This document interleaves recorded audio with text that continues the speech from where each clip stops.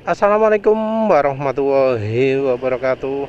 Jadi kali ini penulis ingin bahas soal rocker roller. Rocker roller diperkenalkan pertama kali kalau di Indonesia oleh Honda.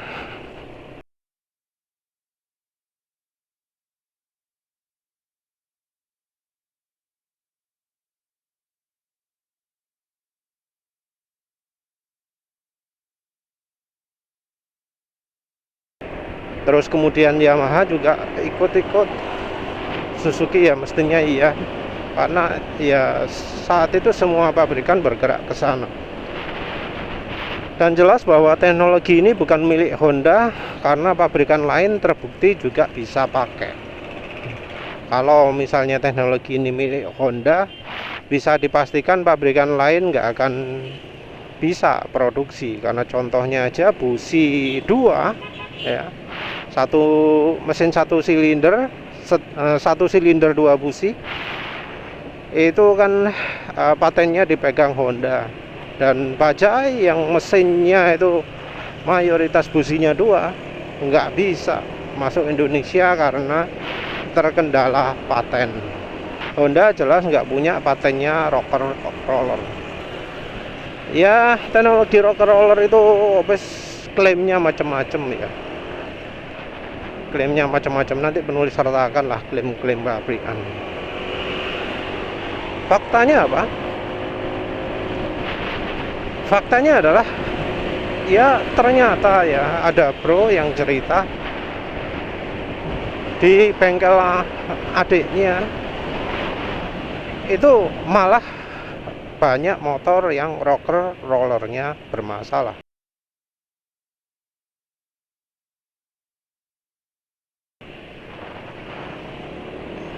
Ya baik Honda maupun Yamaha, rocker roller bermasalah itu gimana? Biasanya oblak. Walau sudah pakai rocker roller,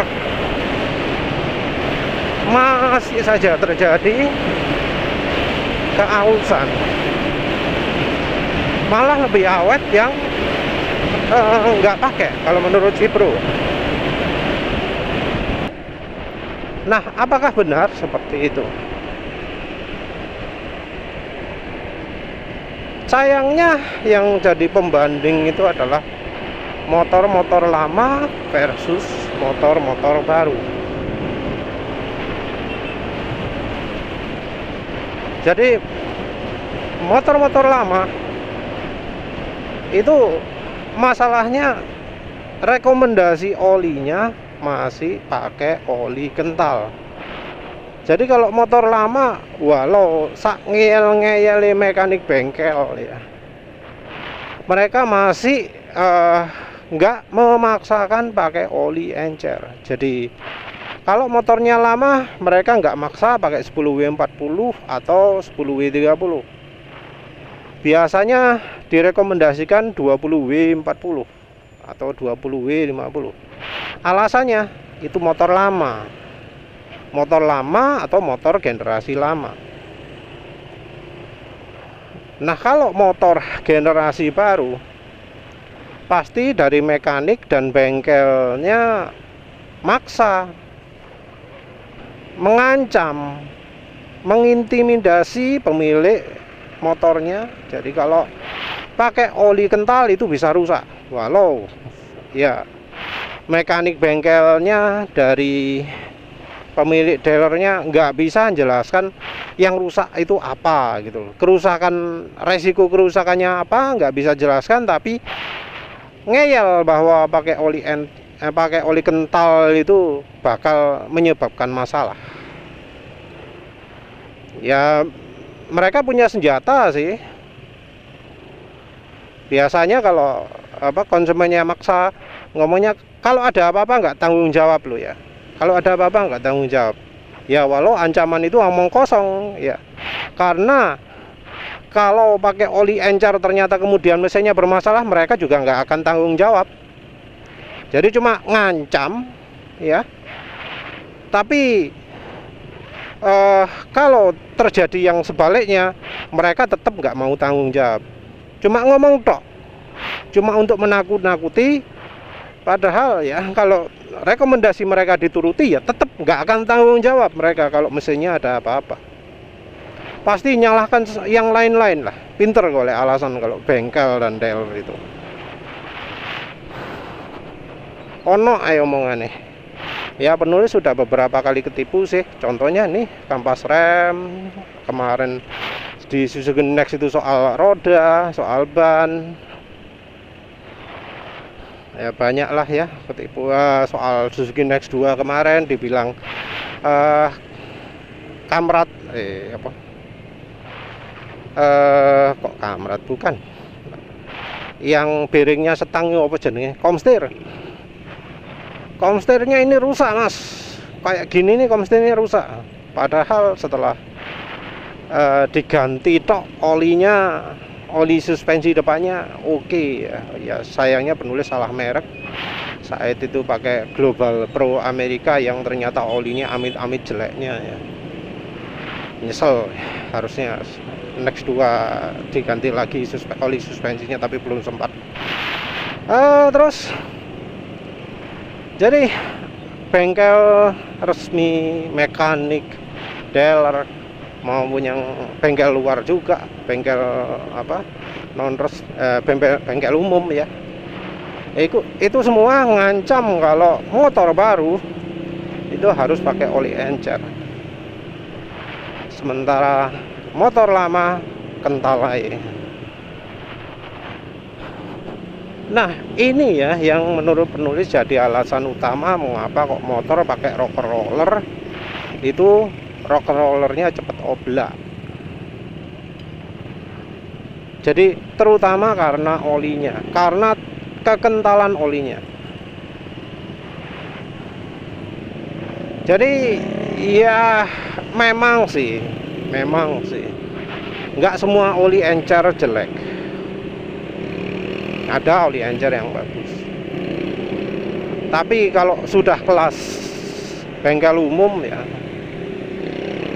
yang namanya oli gimana bagus sih, seberapa bagus sih, nggak akan bagus-bagus banget, nggak akan apa jenenge sangat-sangat wah gitu ya. Sama-sama jeleknya karena rata-rata oli yang ada di pasaran itu kualitasnya di bawah standar, dan yang paling di bawah standar paling jelek ya oli dealer, yang kalau dibanding oli palsu cuma beda sedikit kualitasnya. Nah oli ini ya, sejelek-jeleknya oli itu masih lebih bagus yang kental. Jadi walau olinya jelek, sangat jelek sekalipun ya, kalau olinya kental masih bisa membantu membuat komponen mesin awet. Ciri dari oli jelek itu adalah sifatnya yang sangat mudah jadi encer. Walau mungkin ya olinya bisa cukup tahan beberapa hari kekentalannya gitu ya, tapi saat dipakai olinya jadi encer. Ini tidak lepas dari sifat shear stability-nya, ketahanan terhadap kocokan. Jadi oli punya sifat daya tahan terhadap shear, terhadap kocokan-kocokan, terhadap pemakaian di mesin. Kebanyakan oli shear stability-nya rendah. Nah, jadi masalah ketika oli itu encer karena dalam kondisi awal saja sudah terlalu encer, apalagi kemudian setelah olinya jadi lebih encer lagi ketika dipakai. Ini biang utama yang bikin mesin rusak. Yang namanya oli ada namanya kekentalan minimal yang aman. Pakai oli yang terlalu encer itu akan merusak komponen mesin. Karena yang namanya perlindungan, yang namanya mencegah aus, itu butuh juga kekentalan. Fungsinya kekentalan itu adalah biar logamnya dijamin selalu misah dari logam lain. Komponen yang saling bergesekan ini biar ada bantalan nih. Oli jadi bantal atau jadi pemisah yang mencegah saling bergesekan. Nggak bisa kita mengandalkan aditif karena aditif itu terbatas. Jumlahnya juga 0,0 berapa persen ya. 100 ppm, 800 ppm, 600 ppm, 400 ppm, kayak gitu, kecil-kecil, 0,0 sekian gitu persen. Karena jumlahnya yang terbatas, sementara pemakaian mesin terus-menerus, nggak bisa mengandalkan aditif, harus dari bahan olinya.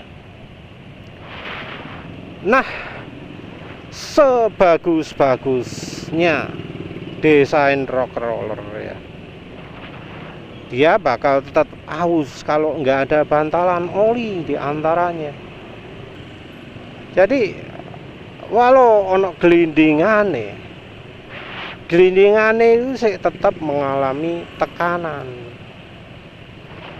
Kalau olinya terlalu encer, ya tetap akan terjadi yang namanya aus, karena olinya nggak bisa jadi pemisah. Mungkin ya ada yang ngomong aditif anti gesek bagus, yang kayak BM1, yang kayak Lupromas, yang kayak Nano Energizer. Iya, tapi berapa lama dia bisa membantu? Kalau membantunya cuma misal 100 km, percuma kalau dipakainya sampai 2000 km. Bukti bahwa ausnya rock roller ini gara-gara oli, bukan karena desainnya, adalah karena ya lihat sajalah masalah-masalah di motor.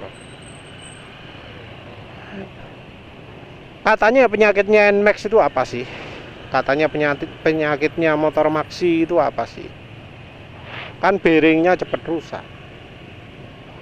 Ada bearing crankshaft, ada bearing noken as.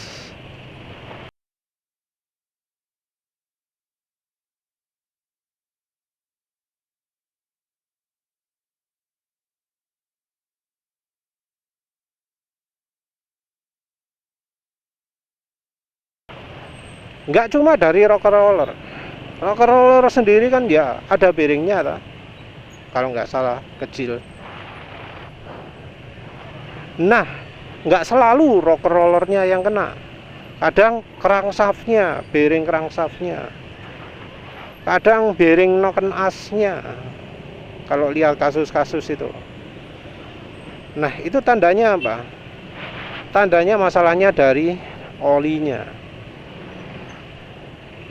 Desain rocker roller mungkin membantu ya, tapi ya begitu olinya nggak kuat, ya sama saja lah. Yang di motor yang tanpa rocker roller mungkin nggak ketahuan, karena memang ya masih fungsi kan.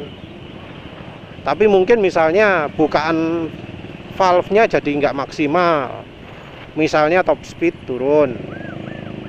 Tapi kalau pakai bensin pertalite ya, itu nggak bakal ketahuan, karena bukaan udara yang makin sedikit bukan mengurangi tenaga, tapi malah bikin motor makin irit kan ya.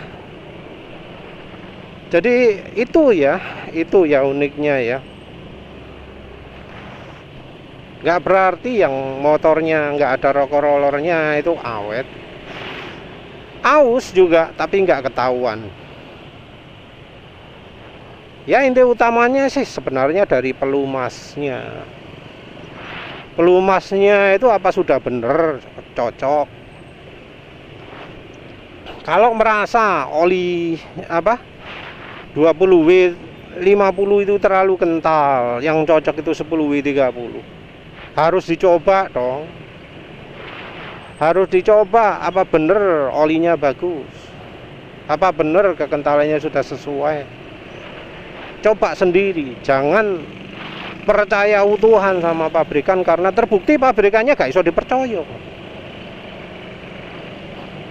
Zaman sekarang kok masih percaya mengenai pabrikan, wong buktinya pabrikan itu sering salah. Ya wes, itu aja. Terima kasih sudah menonton. Assalamualaikum warahmatullahi wabarakatuh.